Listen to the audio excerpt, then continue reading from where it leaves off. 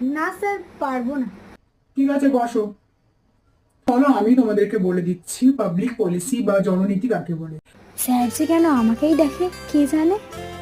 Public policy বলতে বুঝিয়েছে সরকার কর্তৃক গৃহীত যেসব কর্ম বা সিদ্ধান্ত যেগুলি জনগণের কল্যাণে এবং সমাজের উন্নতির জন্য পরিচালিত হয় তাকেই জননীতি বলে। তো আশা করি সকলেই বুঝেছো জননীতি কাকে বলে।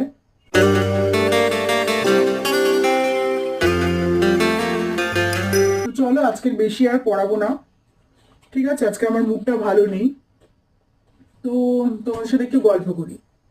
তো সবার কেমন কাটলো নতুন বছর?